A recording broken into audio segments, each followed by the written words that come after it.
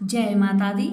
नमस्कार दोस्तों, स्वागत है आप सभी का हमारे YouTube चैनल लक्ष्मी शर्मा की कहानियां पर।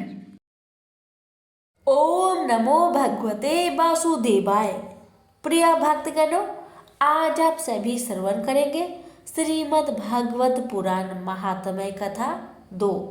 भक्ति का दुख दूर करने के लिए नारद जी का उद्योग। नारद जी ने कहा, बाले तुम व्यर्थी अपने को क्यों खेद में डाल रही हो? अरे तुम इतनी चिंता दूर क्यों हो? भगवान श्री कृष्ण के चरण कमलों का चिंतन करो, उनकी कृपा से तुम्हारा सारा दुख दूर हो जाएगा। इन्होंने कौरवों के अत्याचारों से द्रौपदी की रक्षा की थी और गोप सुंदरियों को सनाथ किया था। वे श्री कृष्ण कहीं चले थोड़े गए हैं? फिर तुम तो भक्त हो और सदा उन्हें प्राणों से प्यारी हो। तुम्हारे बुलाने पर तो भगवान नीचे के घरों में भी चले जाते हैं। सत्य, त्रेता और द्वापर, इन तीनों युगों में ज्ञान और वैराग्य मुक्ति के साधन थे, किंतु कलयुग में तो केवल भक्ति ही ब्रह्म सायुज्य मोक्ष की प्राप्ति कराने वाली है। यही सोचकर ही परमानंद चिन्ह मूर्ति ज्ञान स्वरूप श्री हरि ने अपने सत्य रूप से तुम्हें रचा है। तुम साक्षात श्री कृष्ण चंद्र की प्रिया और परम सुंदरी हो। एक बार जब तुमने हाथ जोड़कर पूछा था कि मैं क्या करूं, भगवान ने तुम्हें यही आज्ञा दी थी कि मेरी भक्तों का पोषण करो। तुमने भगवान की वह आज्ञा स्वीकार कर ली। इससे तुम पर श्री हरि बहुत प्रसन्न हुए और तुम्हारी सेवा करने के लिए मुक्ति को तुम्हें दासी के रूप में दे दिया और इस ज्ञान वैराग्य को पुत्रों के रूप में तुम अपने साक्षात स्वरूप से बैकुंठ धाम में ही भक्तों का पोषण करती हो। भूलोक में तो तुमने उनकी पुष्टि के लिए केवल छाया रूप धारण कर रखा है। तब तुम मुक्ति, ज्ञान और वैराग्य को साथ लिए पृथ्वी तल पर आई हो और सत्य युग से द्वापर पर्यंत बड़े आनंद से रही। कलयुग में तुम्हारी दासी मुक्ति अखंड रूप रोग से पीड़ित होकर क्षीण होने लगी, इसलिए वह तो तुरंत ही तुम्हारी आज्ञा से बैकुंठ लोक को चली गई। इस लोक में भी तुम्हारे स्मरण करने से ही वह आती है और फिर चली जाती है, किंतु इन ज्ञान वैराग्य को तुमने पुत्र मानकर अपने पास ही रख छोड़ा है। फिर भी कलयुग में इनकी अपेक्षा होने के कारण तुम्हारे ये पुत्र उत्साहीन और वृद्ध हो गए हैं। फिर भी तुम चिंता ना करो, मैं इनके नव जीवन का उपाय सोचता हूँ। सुमुखी, काली के समान कोई भी युग नहीं है। इस युग में तुम्हें घर घर में प्रत्येक पुरुष के हृदय में स्थापित कर दूंगा। देखो, अन्य सब धर्मों को दबाकर और भक्ति विषय महा उत्सव को आगे रखकर यदि मैंने लोक में तुम्हारा प्रचार ना किया तो मैं श्री हरि का दास नहीं। इस कलयुग में जो जीव तुमसे युक्त होंगे वे पापी होने पर भी बेखटके भगवान श्री कृष्ण के अभय धाम को प्राप्त होंगे, जिनके हृदय में निरंतर प्रेम रूपनी भक्ति निवास करती है। वे शुद्ध अंत कारण पुरुष स्वप्न में भी यमराज को नहीं देखते। जिनके हृदय में भक्ति महारानी का निवास है, उन्हें प्रेत, पिशाच, राक्षस या दैत्य आदि स्पर्श करने में भी समर्थ नहीं हो सकते। तब वेद, ध्यान, ज्ञान और कर्म आदि किसी भी साधन से भगवान बस में नहीं किए जा सकते। वे केवल भक्ति से ही वशीभूत होते हैं। इसमें श्री गोपी जन प्रमाण है। मनुष्यों का सहस्त्र जन्म पुण्य प्रताप से भक्ति में अनुराग होता है। कलयुग में केवल भक्ति ही सार है। भक्ति से तो साक्षात श्री कृष्ण चंद्र सामने उपस्थित हो जाते हैं। जो लोग भक्ति से द्रोह करते हैं वे तीनों लोकों में दुख ही दुख पाते हैं। पूर्व काल में भक्त का तिरस्कार करने वाले दुर्वासा ऋषि को बड़ा कष्ट उठाना पड़ा था। बस व्रत, तीर्थ, योग, यज्ञ और ज्ञान चर्चा आदि बहुत से साधनों की कोई आवश्यकता नहीं है। एकमात्र भक्ति ही मुक्ति देने वाली है। सूत जी कहते हैं, इस प्रकार नारद जी के निर्माण किए हुए अपने महात्म्य को सुनकर भक्ति के सारे अंग पुष्ट हो गए और वे उनसे कहने लगी। भक्ति ने कहा, नारद जी आप धन्य हैं, आपकी मुझ में निश्चल प्रीति है। मैं सदा आपके हृदय में रहूंगी, कभी आपको छोड़कर नहीं जाऊंगी। साधो, आप बड़े कृपालु हैं।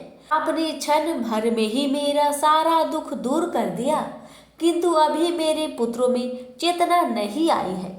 आप इन्हें शीघ्र ही सचेत कर दीजिए, जगा दीजिए। सूत जी कहते हैं, भक्ति की ये वचन सुनकर नारद जी को बड़ी करुणा आई और वे उन्हें हाथ से हिला डुलाकर जगाने लगे। फिर उनके कान के पास मुंह लगाकर जोर से कहा, ओ ज्ञान जल्दी जाग पड़ो, ओ वैराग्य जल्दी जाग पड़ो। फिर उन्होंने वेद ध्वनि, वेदांत घोष और बार बार गीता पाठ करके उन्हें जगाया। इससे वे जैसे तैसे बहुत जोर लगाकर उठे, किंतु आलस्य के कारण वे दोनों भाई जमाई लेते रहे। नेत्र उघार कर देख भी नहीं सके। उनके बाल बगुलों की तरह सफेद हो गए थे। उनके अंग प्राय सूखे काठ के समान निस्तेज और कठोर हो गए थे। इस प्रकार भूख प्यास के मारे अत्यंत दुर्बल होने के कारण उन्हें फिर सोते देख नारद जी को बड़ी चिंता हुई और वे सोचने लगे, अब मुझे क्या करने चाहिए। इसकी यह नींद और इससे भी बढ़कर इनकी वृद्ध अवस्था कैसे दूर हो। शौनक जी इस प्रकार चिंता करते करते वे भगवान का स्मरण करने लगे। उसी समय यह आकाशवाणी हुई कि मुने, खेद मत करो, तुम्हारा यह उद्योग निसंदेह सफल होगा। ऋषि, इसके लिए तुम एक सत्कर्म करो। वह कर्म तुम्हें शांति शिरोमणि महानुभाव बताएंगे। उस सत्कर्म अनुष्ठान करते ही क्षण भर में इनकी नींद और वृद्धावस्था चली जाएगी तथा सर्वत्र भक्ति का प्रचार होगा। यह आकाशवाणी वहां सभी को साफ साफ सुनाई दी। इससे नारद जी को बड़ा विस्मय हुआ और वे कहने लगे, मुझे तो इसका कुछ आशय समझ में नहीं आया। नारद जी बोले, इस आकाशवाणी ने भी गुप्त रूप से ही बात कही है। यह नहीं बताया कि वह कौन सा साधन किया जाए जिससे इनका कार्य सिद्ध हो। वे संत न जाने कहाँ मिलेंगे और किस प्रकार उस साधन को बताएंगे। अब आकाशवाणी ने जो कुछ सुना उसके अनुसार मुझे क्या करना चाहिए।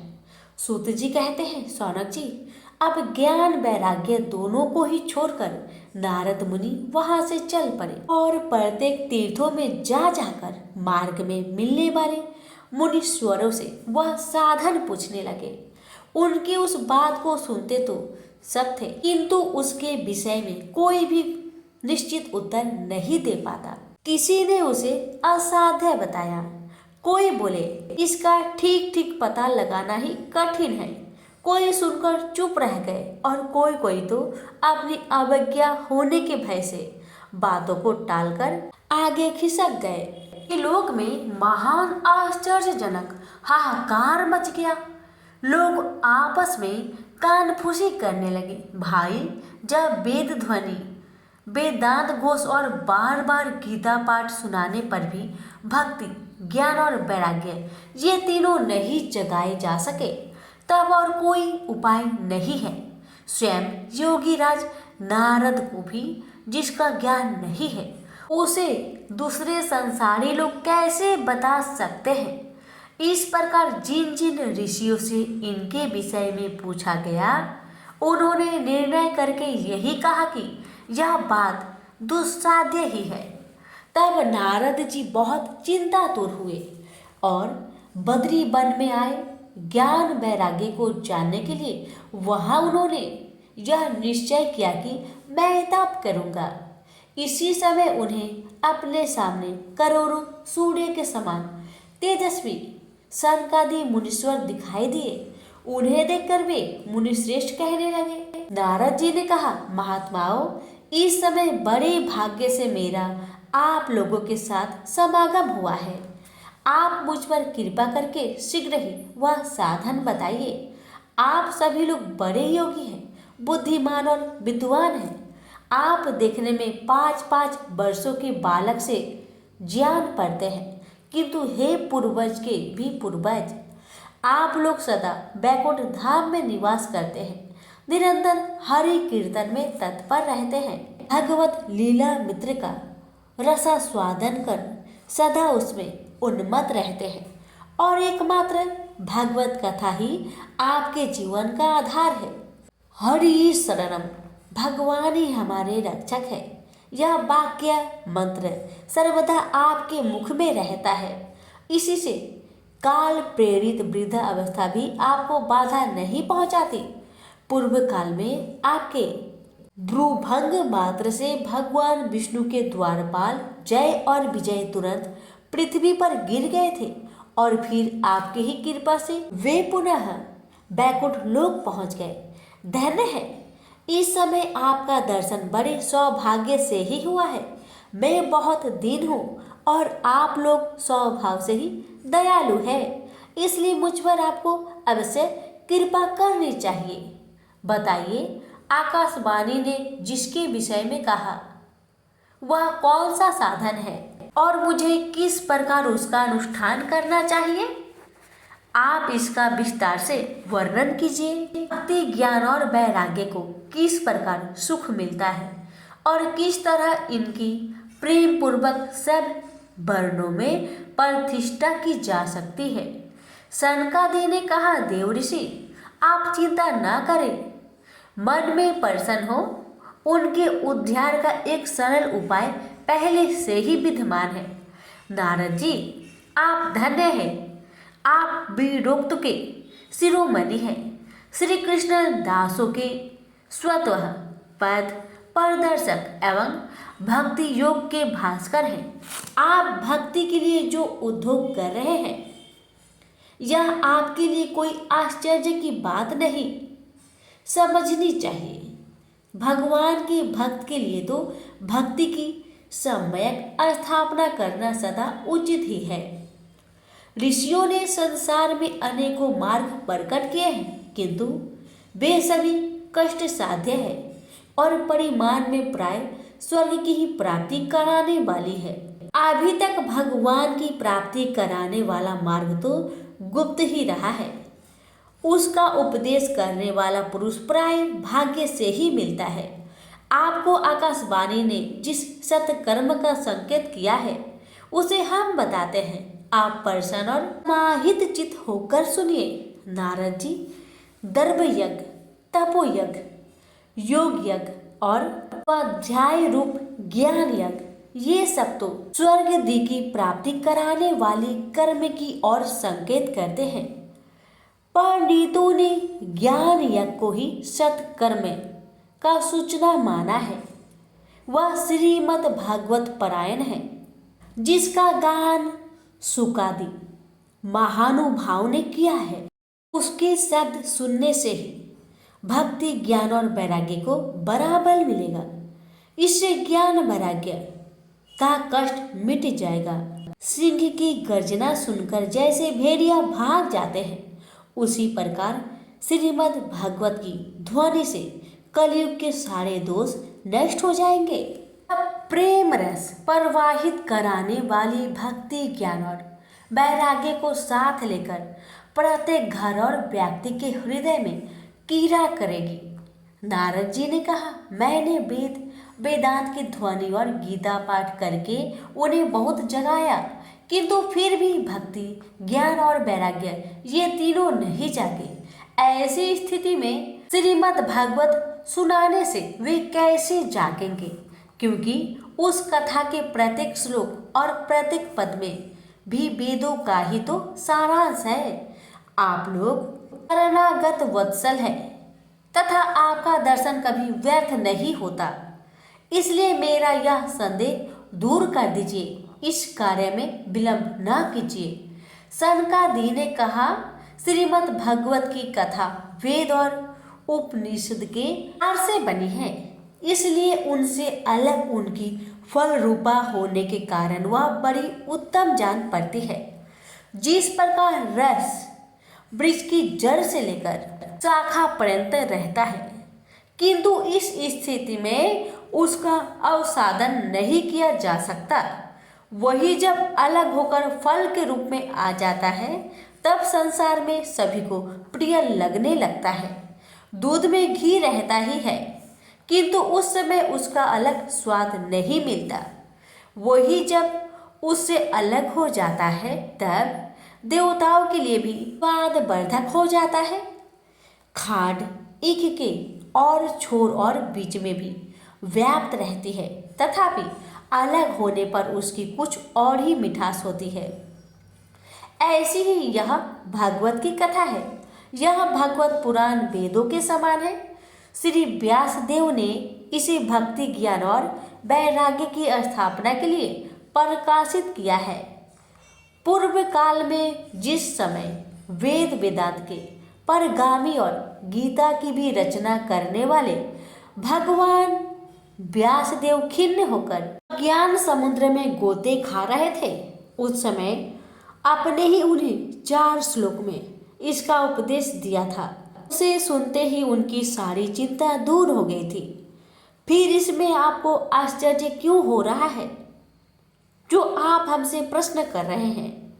आपको उन्हें शोक और दुख का विनाश कराने वाला श्रीमद् भागवत पुराण ही सुनाना चाहिए। नारद जी ने कहा, महानुभावों, आपका दर्शन जीवन के संपूर्ण पापों को तत्काल नष्ट कर देता है और जो संसार दुख रूप दवा नल से तपे हुए हैं उन पर शीघ्र ही शांति की वर्षा करता है। आप निरंतर शेष जी के सहस्त्र मुखों से गाए हुए भागवत कथा मृतिका ही पान करते रहते हैं। मैं प्रेम लक्षणा भक्ति का प्रकाश करने के उद्देश्य से आपकी शरण लेता हूँ। जब अनेकों जन्म के संचित पुण्य पूंजी का उदय होने से मनुष्य को सत्संग मिलता है, तब वह उसके अज्ञान जनित मोह और मद रूप अंधकार का नाश करके विवेक उदय होता है।